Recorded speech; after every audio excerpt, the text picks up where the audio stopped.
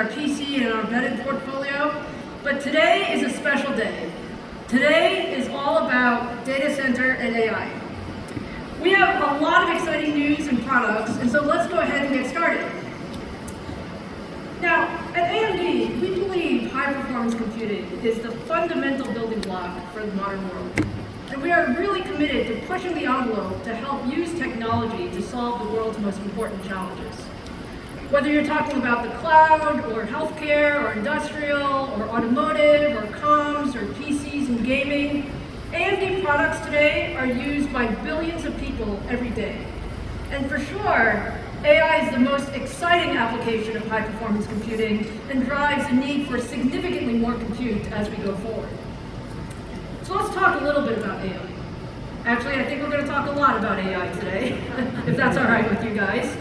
Over the next decade, AI will enable so many new experiences that will make computing an even more essential part of our lives. If you think about it, AI can help save lives by accelerating medical discoveries. It can revolutionize research. It can create smarter and more efficient cities. It can enable much more resilient supply chains. And it can really enhance productivity across virtually every single industry.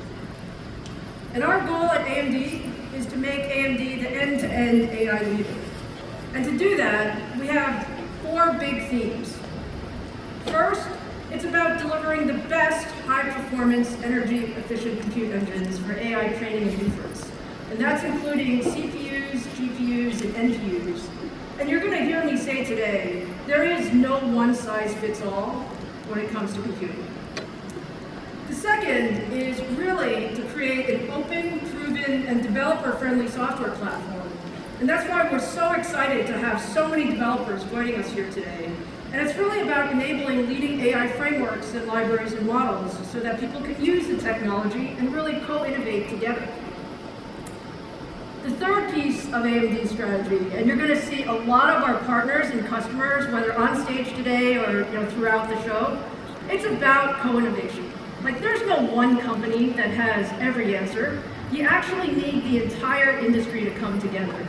And so for us, this partnership is about including the entire ecosystem, including the cloud, OEM, software, new AI companies.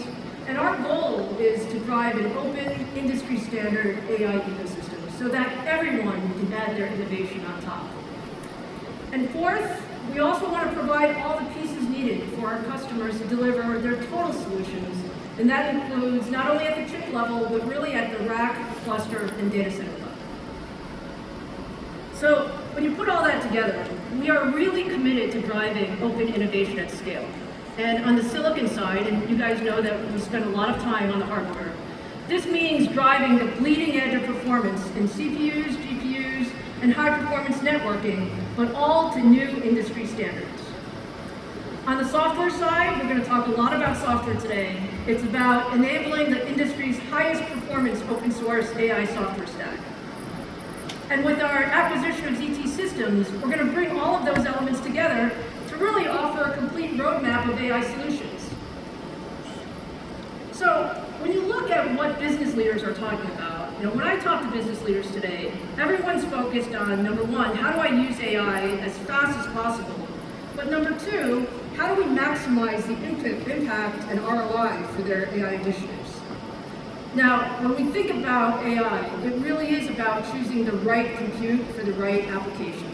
And looking across the portfolio, we see a lot of different pieces. Starting first on the CPU side, we have lots of opportunity to really think about, today's AI is really about CPU capability, and you see that in data analytics and a lot of those types of applications. So, for instance, in enterprise, predictive analytics are actually used very often. But you also see in generative AI applications, you actually rely on the GPU. So we're starting to see a lot of conversation about agentic AI and these new workloads. And these are the idea that LLMs can actually be tuned to automate very difficult tasks and actually reason and help us make decisions by using natural language. So when you look at agentic AI, you actually require significantly more general purpose compute as well as AI compute. So you see CPUs handling things in the data pipelines, and then you see GPUs for training, fine-tuning, and inference. So when you look at all of these compute needs, we certainly have the best portfolio in the industry to address end-to-end AI. So a little bit about our portfolio. We've built our leadership data center compute portfolio over multiple generations, starting with our EPYC CPUs. Since launching in 2017, EPYC has become the CPU of choice for the modern data center. The largest cloud providers offer more than 950 EPYC instances and have deployed EPYC widely throughout their infrastructure on their most important services. Things like Office 365, Facebook, Salesforce, SAP, Zoom, Netflix, and many more. And on the enterprise side, numerous large customers have also deployed EPYC on-prem to power their most important workloads. Today, you're going to hear from all of our largest server OEMs, and they provide over 350 EPYC platforms. If you put all that together, we're very proud to say we exited the second quarter at a record 34% revenue share.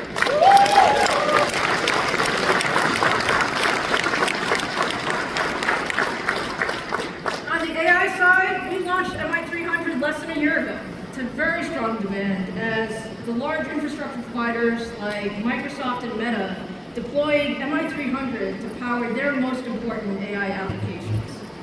Instinct platforms are now available from every major OEM, and numerous cloud providers have also launched public instances, making it easier than ever to use AMD Instinct.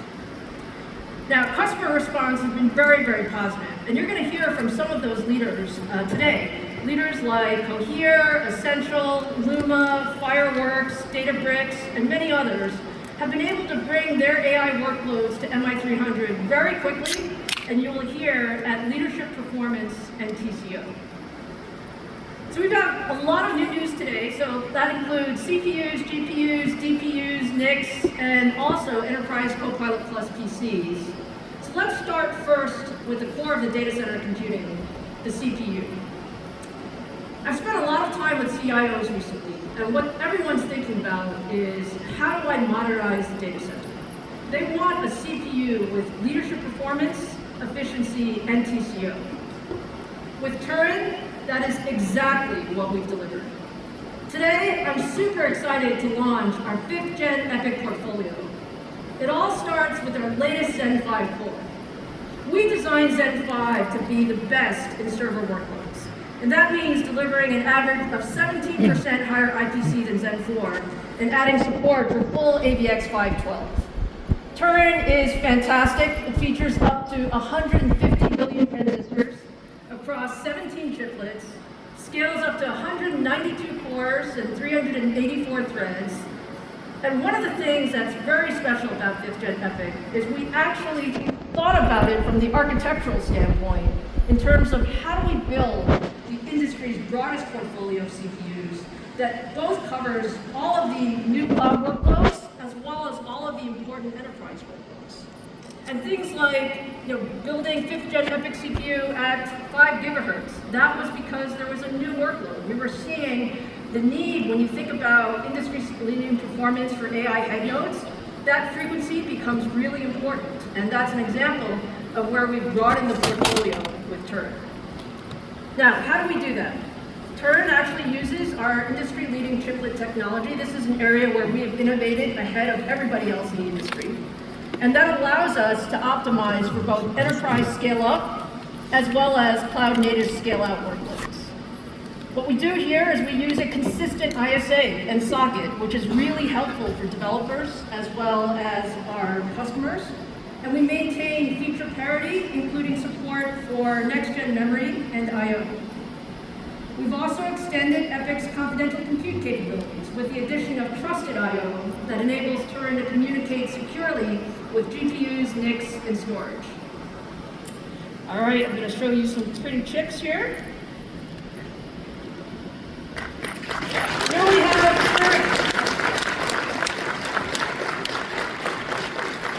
Now, this version of Turin is actually 128 cores, and it's optimized for scale-up workloads.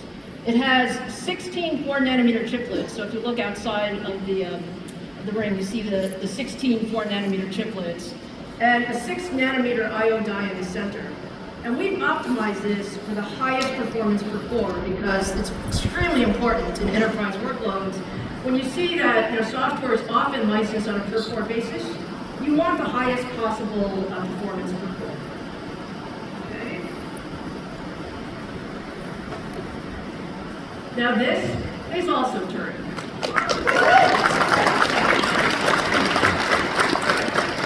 This is the 192 core version of Turin, and this guy is optimized for scale-out workloads. And here we use 12 3-nanometer compute chiplets, and it's the same 6-nanometer I/O die in the center. And this version of Turin is really optimized for cloud. So applications that benefit from maximum compute per socket, this is what we do. So with these two configurations, our 5th Gen EPYC portfolio is the broadest portfolio in the industry. It scales down to 8 cores at extremely high performance per core, to up to 192 cores with extremely high performance per socket. And you can go across a wide range of TDPs, and what that does is it just enables customers to choose the best operating point for their specific needs. Now, Turin is great, but I also want to remind everyone, it actually builds on our strong track record of execution. We built a 5th Gen EPYC CPU that runs at 5 gigahertz, delivering industry-leading performance for AI head nodes in many applications. But you also see that we've gotten up to highest core count, 11x performance. So let's now take a look at Turin performance. We're going to compare many of the things in the next few slides to the competition's top of stack and roll rapids. When you look at the competition's top of stack, a dual socket 4th Gen EPYC server is already 1.7 times faster on Spec and Range 2017. And with 5th Gen EPYC, the performance is fantastic. We extend that lead with 2.7 times more performance. Now, we know it's a very competitive space, and we fully expect, as our competition launches their next generation CPUs and they ship in volume, that Turin will continue to be the leader. For the enterprise space, there are many commercial software stacks that are licensed per core, and CIOs want to optimize the cost by running solutions on the fewest possible cores. When running these workloads on-prem, again, 4th Gen EPYC is already the performance leader. And with 5th Gen, we deliver 1.6 times more performance per core than the competition. That's 60% more performance with no additional licensing costs.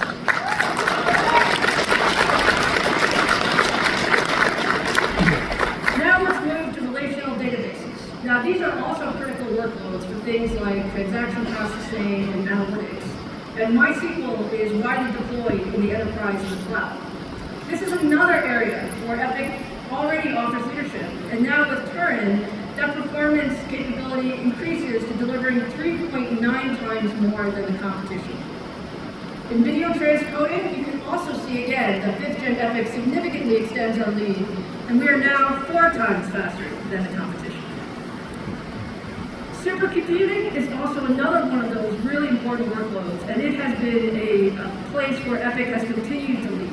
We're already the world's fastest CPU for complex modeling and simulation software. And with Turin, we extend that lead because of the Zen 5 IPC increases, as well as our full implementation of AVX 512. And so we now deliver 3.9 times more performance than the competition. And what that means is that for researchers who are really doing the most difficult simulations in the world, they get to their answers much faster if they're using AMD. Now, enterprises are also running many more of their applications, their AI applications on their CPU. And this is another area where Turin delivers leadership. 3 times faster performance on traditional machine learning, and 3.8 times better performance on TCPX AI, which is actually an aggregate benchmark that represents end-to-end enterprise AI workloads. So when you put all this together, I want to give you the business reason why people are so excited about Turin. According to IDC, nearly 75% of enterprise customers refresh their server infrastructure every 3 to 5 years. Now, if you look at a typical data center today that an enterprise may have, it might be running something like 1,000 Cascade Lake servers. That was the top of the stack in the industry from 4 years ago. 5th Gen EPYC can do that same amount of work of 1,000 servers in just 131 current servers.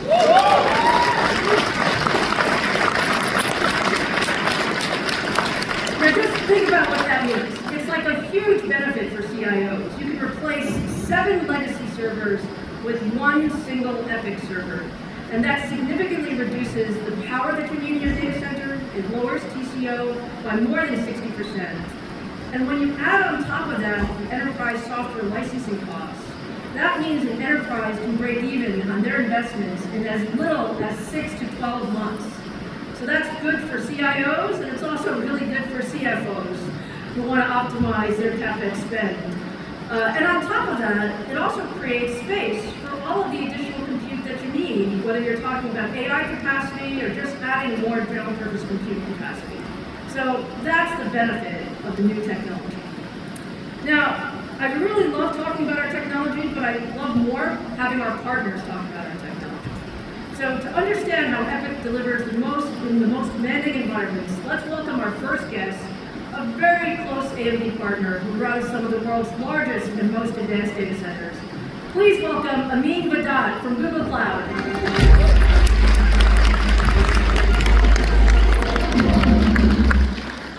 Hello, Amin.